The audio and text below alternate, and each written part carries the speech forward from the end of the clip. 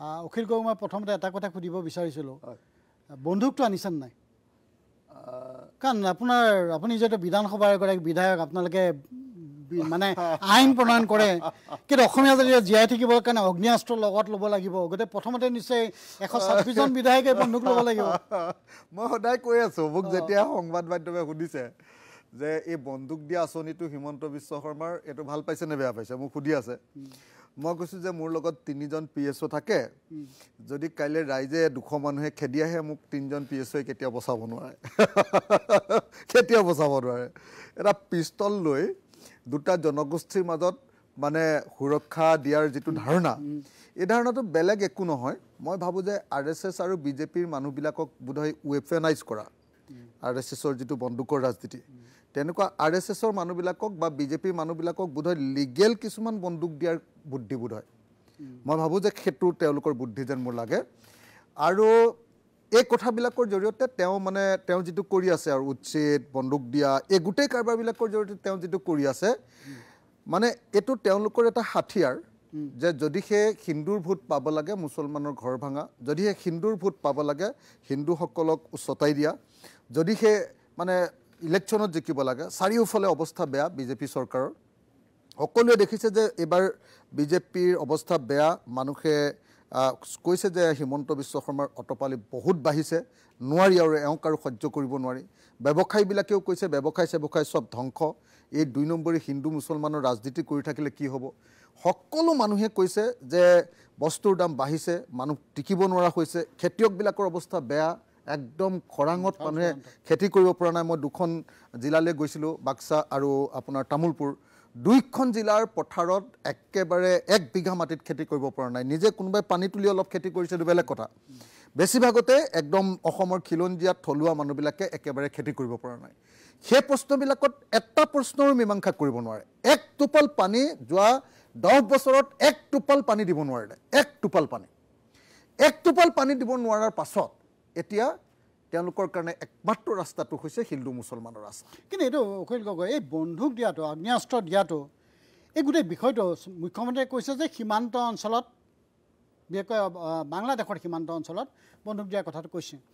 এইটো প্ৰশ্নটো তাৰমানে কি? তাৰমানে কথাটো হ'ল কি, বন্দুক দিয়া মানে চৰকাৰ ফেইল আৰু মানুহক আক্ৰমণ কৰিবৰ কাৰণে দিছে, তাৰমানে এটা সন্ত্ৰাসবাদী চৰকাৰলৈ ৰূপান্তৰিত হ'ল নেকি আপোনাৰ চৰকাৰ, যিহেতু 126জনৰ আপুনি এজন সদস্য। চৰকাৰখন আৰু আলফা এইটো বেলেগ এটা ঘোষণা কৰিছে তেওঁলোকে। গতিকে তফাতটো কি দেখিলে আপুনি? মানে কথাটো হ'ল যে কাইলৈ বন্দুক সীমান্তত থকা ৰাইজকতো কোনো আক্ৰমণ কৰা নাই আজিলৈকে। তেওঁলোকে মাটি অকুপাই কৰিব পাৰে বাংলাদেশৰ পৰা আহি, কিন্তু কাকো আক্ৰমণ কৰা নাই বন্দুকেৰে।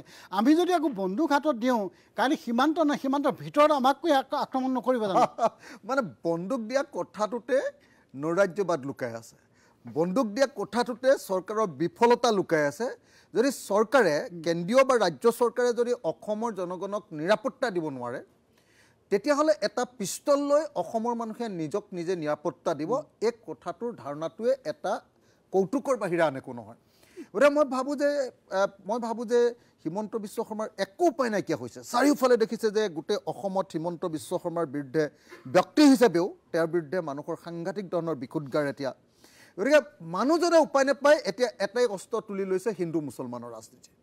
হিন্দু মুছলমানৰ ৰাজনীতি কৰিবৰ কাৰণে তেওঁ এটাৰ পাছত আনটো বুদ্ধি উলিয়াই আছে। আৰু বা কি বুদ্ধি ওলায়, যিকোনো সময়তে হিন্দু মুছলমানৰ সংঘাত আৰু সংঘৰ্ষ লগাই দিয়া পৰিস্থিতিলৈ গৈ আছে।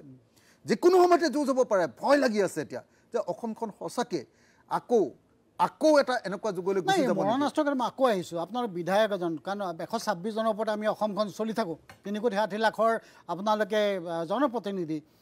এই মৰণাস্ত্ৰ দিয়াৰ বিষয়টো লৈ পেলাই বিধানসভা এতিয়াতো নহয়, কিন্তু বিধায়কসকলে সকলোৱে মিলি, শাসনত থকা বাদ দিছোঁ, বিৰোধীসকলে মিলি পেলাই এই গোটেই বিষয়টোক আপোনালোকে বাধা দিব নোৱাৰে নেকি? কাৰণ এই গোটেই বিষয়টো সাংঘাতিক এটা বেলেগ ধৰণৰ পৰিৱেশ সৃষ্টি হ'ব সমগ্ৰ অসমখনত। এইটো আপুনি খুব সুন্দৰ প্ৰস্তাৱ দিছে। আমাৰ সকলো বিৰোধীয়ে লগ লাগি, ৰাজ্যপালক ক'ব পাৰে, ৰাষ্ট্ৰপতিক ক'ব পাৰে। মানে অসমত আচলতে যিটো পৰিস্থিতি হৈ আছে, এইটোত গোটেই বিৰোধীবিলাকে লগ লাগি ৰাজ্যপালৰ ওচৰলৈ যোৱা। মই সেইদিনা প্ৰস্তাৱ এটা দিছিলোঁ আজি 7 দিনৰ আগত, যে অসমৰ চব বিৰোধীবিলাকে গৈ আমি খৰাং পথাৰত অকল এনেই বহি দিব লাগে। খৰাং পথাৰখনত বহি দিব লাগে মই খৰাঙলৈ যাম ঠিক তেনেকে মানে এতিয়া এই বন্ধু কৰা আপুনি যেটো কথা কৈছে যে আগ্নেয়াস্ত্ৰৰ যেটো ৰাজনীতি কৰিব কৈছে এটোৰ বিৰুদ্ধে ৰাজ্যপালৰ ওচৰত আমি অকমান সময় বহি দিব লাগে বাহিৰত গৈ কাইলৈ যুৱ সমাজে যে হাতে হাতে আমি আগ্নেয়াস্ত্ৰ লওঁ আৰু মুকলিও আমি নিজৰ স্বাৰ্থ যদি ব্যৱহাৰ কৰোঁ আপুনিতো কণ্ট্ৰল কৰিব নোৱাৰে কাৰণ আপোনালোকে আমাক বন্দুক ল'বলৈ বাধ্য কৰিছে মুখ্যমন্ত্ৰীয়ে হয় মই ভাবোঁ যে সেইকাৰণে এইটো এটা অত্যন্ত হঠকাৰী জাতিধ্বংসী আৰু গোষ্ঠী সংঘৰ্ষ উত্তেজনাৰ সৃষ্টি কৰিব পৰা বা কৰোৱাবৰ কাৰণে পৰিকল্পনা কৰা এটা আঁচনি আৰু সেইকাৰণে মই সকলো বিৰোধী পক্ষক অদীপদাৰ পৰামৰ্শ অনুসৰি অসমৰ সকলো MLA বিলাকক বিৰোধী পক্ষৰ আৰু অসমৰ সকলো ৰাজনৈতিক দলক বিৰোধী ৰাজনৈতিক দলক অনুৰোধ জনাইছোঁ এই মঞ্চৰ পৰা যে আহক আমি সকলোৱে মিলি এবাৰ ৰাজ্যপালক লগ ধৰোঁ এবাৰ মুখ্যমন্ত্ৰীৰ ঘৰৰ সন্মুখত এটা ধৰ্ণা দিওঁ যে আপুনি এই ৰাজনীতি 2 নম্বৰী ৰাজনীতি বন্ধ কৰক বুলি তো মই ভাবোঁ যে এইটো আমি সকলো বিৰোধী পক্ষক কৰা উচিত আৰু অদীপদাৰ এই পৰামৰ্শটো মই ইয়াৰ পৰা ওলাই গৈ বিৰোধী দলবিলাকক এই কথাটো আমি